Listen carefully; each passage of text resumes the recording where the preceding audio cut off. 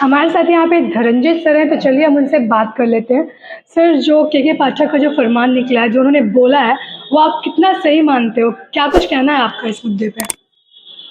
देखिए, के पाठक जो भी शिक्षा सुधार कर रहे हैं, मैं उनको दिल से धन्यवाद देता हूँ। लेकिन कुछ बातें जो होती है, जैसे 9 से 4 आप कोचिंग संस्थान को बंद कर रहे हैं।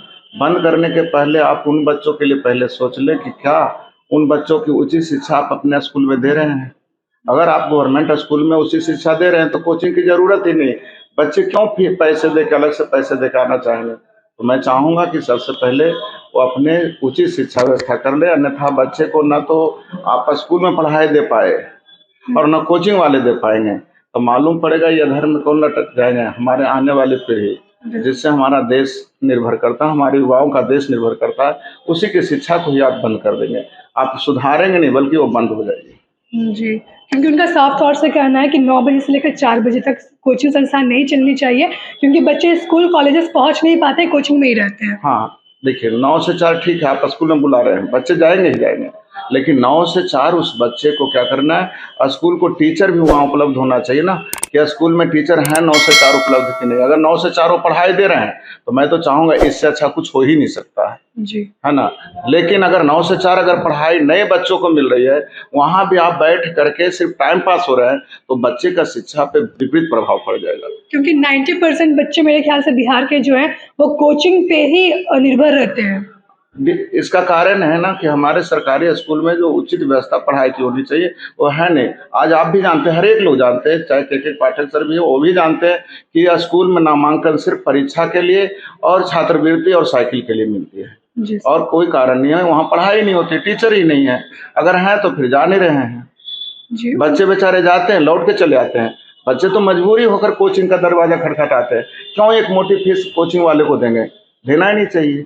जी, उन्होंने एक लिमिटेशन बनाया कि अगर कोचिंग संस्थान नहीं मानेगी तो उन पे कार्रवाई की जाएगी, उनको पत्र लिखा जाएगा, तो इस पे आप क्या कहना चाहेंगे? नहीं, कोचिंग संस्थान तो उनके अंदर में हो तो बोलेंगे तो मैं मानूंगा, लेकिन सबसे बड़ी चीज़ है ना कि बच्चों के लिए सोचें, हमारे लिए नहीं सोचें, बच्चे के लिए सोचें। अगर बच्चे की उचित पढ़ाई दे देते हैं तो हमें इससे अच्छा और क्या होगा। 9 से 4 बंद ही रहेगा तो क्या होगा, जो बच्चे की ज़रूरत है सुबह शाम पढ़ लेंगे। बिल्कुल।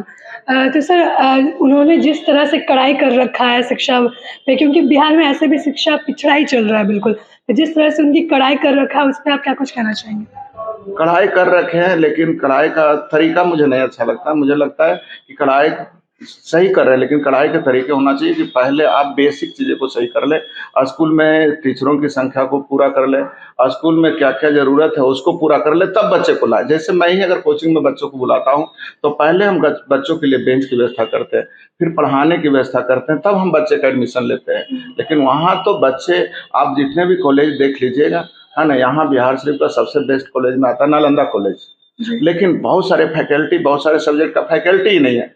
आप बच्चे को बुला लेंगे तो वहाँ पढ़ाएंगे कौन?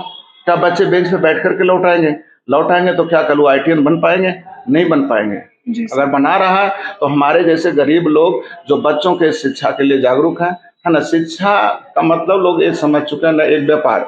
मैं व्यापार नहीं करता हूँ, शिक्षा का व्यापार नहीं है। मैं चाहता हूँ कि मेरा हर एक बच्चा कहीं जाए और उससे मेरा नाम रोशन हो। हम लोग नाम के लिए करते हैं। उसी तरह अगर सरकार ये जान जाए, है ना, कल का आदर्श स्कूल जिससे टॉपर IAS निकला करते थे, आज आदर्श स्कूल में पता लगा लीजिएगा कि मैथ के टीचर हो सकता है कागो हैं कि नहीं है, है ना। अगर 5 सब्जेक्ट है तो 5 में से 3 टीचर गायब हैं। तो टीचर की समस्या पहले सुधारिए, उसके बाद बच्चों को बुलाइए, है ना। कोचिंग तो सरकारी स्कूलों पे भी कड़ाई की जा रही है सर, लाइक टाइमिंग को लेकर 9 बजे स्कूल पहुंच जाना है, वरना उनकी फी काटी जाएगी।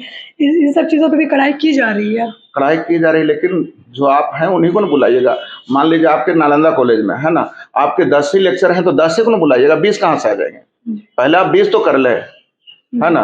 मैं भी PhD करके बैठा हूँ। मैंने भी 2019 में ही फॉर्म भरा है लेक्चरशिप के लिए, अभी तक इंटरव्यू तक नहीं हुआ है। आप 3 साल 4 साल में आप एक इंटरव्यू नहीं ले सकते हैं तो कॉलेज कैसे अच्छा हो सकता है? बिल्कुल। तो लास्टली आप बच्चों के लिए क्या कुछ कहना चाहेंगे? जिन बच्चों के लिए सब कुछ किया जा रहा है, उनके लिए क्या कहना चाहेंगे? हम चाहेंगे कि आप के पाठक को पहले धन्यवाद दें कि आपके लिए इतना सोच रहे हैं। कोई आए तो बहुत सारे सोचते भी नहीं, लेकिन ये कम से कम सोच तो रहे हैं, कुछ तो अच्छा होगा ही, है ना। कुछ तो चेंजेस आएगी शिक्षा विभाग में। आएगा, बिल्कुल आएगा, लेकिन मैं फिर से बोलूँगा यही कि बच्चे लोग भी वहाँ जाएँ। मैं आग्रह करूँगा कि 9 से 4 स्कूल जाए। अगर उचित पढ़ाई हो रही है तो पहले स्कूल में पढ़ें। आप भी सोच लीजिए, है ना? जब मैं पढ़ता था तो एक टीचर गोल्ड मेडलिस्ट होते थे अलजेब्रा का। यहाँ आज कोचिंग क्या है, पूरी मैथ एक टीचर पढ़ा देते हैं, जबकि हमारे कॉलेजेज में एक टीचर अलजेब्रा के, एक ट्रिगो के, मतलब अलग-अलग टीचर्स रखे जाते थे, स्पेशलिस्ट होते थे। बिल्कुल। और वो जो पढ़ा देंगे ना, उतना अच्छा यहाँ कोई टीचर नहीं पढ़ा पाएंगे, क्योंकि सारे सब्जेक्ट कैसे आप पढ़ा देंगे। जी, तो जाहिर सी बात है, अगर के पाठक ऐसा कर रहे हैं तो बच्चों को भी उनका सपोर्ट मिलना चाहिए, और हम लोग को तो पूरा सपोर्ट मिलेगा कि 9 से 4 बिल्कुल बच्चे वहाँ जाएं। बिल्कुल। धन्यवाद सर।